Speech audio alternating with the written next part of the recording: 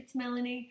I am forcing myself to do a story on video because that's apparently what we're going to need to do for a while. And it's hard for me because the high of storytelling is feedback, and I don't see how that's going to happen. But I wanted to share an experience with you about distance teaching. Friday, March 13th, when the shit hit the fan, right, I was on my way to work, and a friend of mine sent me a text that said, Long Beach Unified and LA Unified are having emergency board meetings at 8 a.m. And I replied, yeah, we're done. We're going home, you know. And because I work for a small district, and usually once LA does anything, all the small districts fall in order. So my district's board meeting was until 1 in the afternoon, and we all figured they were going to cancel school, but we couldn't say anything until the word was official. So I'm supposed to teach during the day with, I have 5 deaf and hard of hearing students, and grades 3, 4, 5. And they're not just deaf. All of them have other learning disabilities, and I have some kids with autism and some real severe cognitive stuff and physical stuff. And it's a very sweet class, and they really love each other. And we have this real family vibe, and I'm very fortunate because, as we know as teachers, you'll go years or 1 year where a class will kick your ass and suck so hard that you wonder why you ever got into teaching. And then you have those years where you have a nice vibe, and this is one of those years. And I'm trying to focus and teach, and of course they're sneezing and hacking, and I'm bleaching everything constantly, and my coworkers and I are looking at each other, and we're all nervous. And nobody can focus, but you have to have this this united front, right? So every morning I start with my kids with a breathing exercise and then just chatting, checking in with each other. And they think that to be good, you have to be happy. So they will always say, I say, oh, how do you feel today? And they'll say, oh, happy. And no matter what, they say happy because they think that happy is good and anything else is negative. So we went around to all the kids, and I asked them how they felt and why. And then it was my turn, and I said, I'm scared. And their eyes all got really big, like, you know, the boss is scared, you know. And I said, I'm scared because many people are sick, and many things are being canceled, and I don't know what's going to happen. You know, and they looked at me, and they looked at each other, and it's that kind of relationship where, you know, when a toddler falls and before it decides whether to cry or not, it'll look at mom like, you know, am I hurt? Are we good? And all of a sudden, these little faces were looking at me like that, like, well, you know, if you're scared, what does that mean to us? But I'm going on through the day, and I'm pretty confident that they're going to cancel school. But I can't say anything yet. And then at my lunch break, I go in and I talk to the principal, and he says, send all the materials home. So I thought, okay, he can't give me the official word, but it's going on.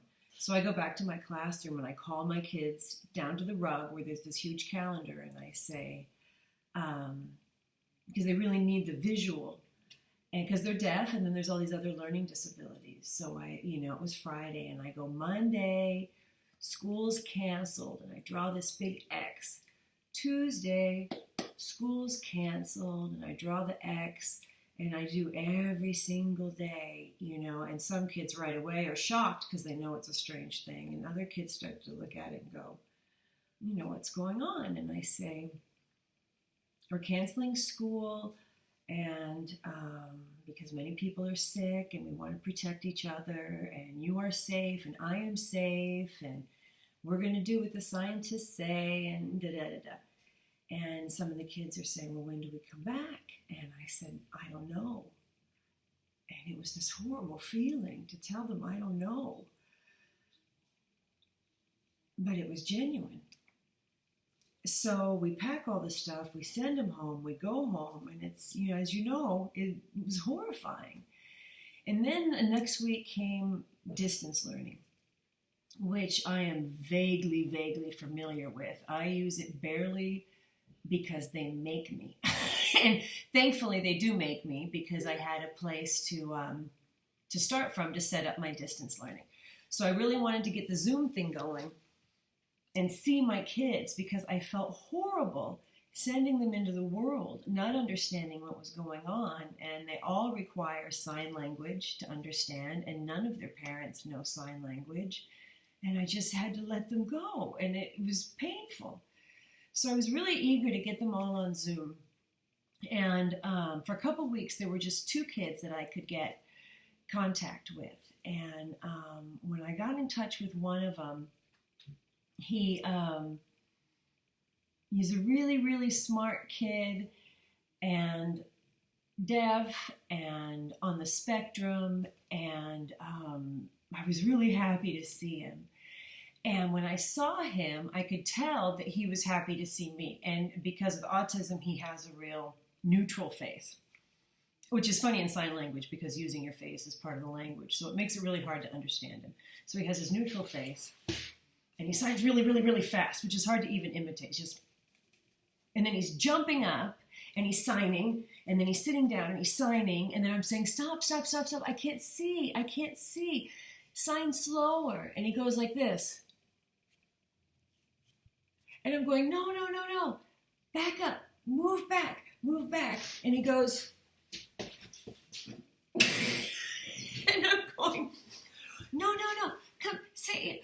And it's hard enough to stare into a computer and try to get the other person's perspective when it's new.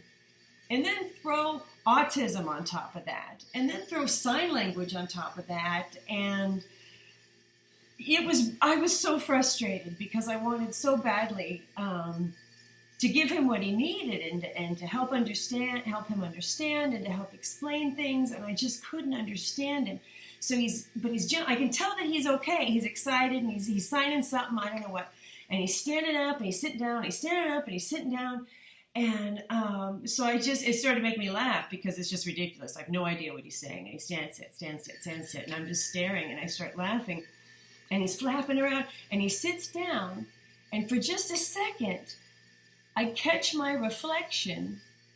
I catch the reflection of me in his glasses. And I see myself. And I realize that, as frustrated as I was, and as much as I wanted to understand him, to give him what he needed, I was there, and he was seeing me, and that's what he needed. Yeah. Technology.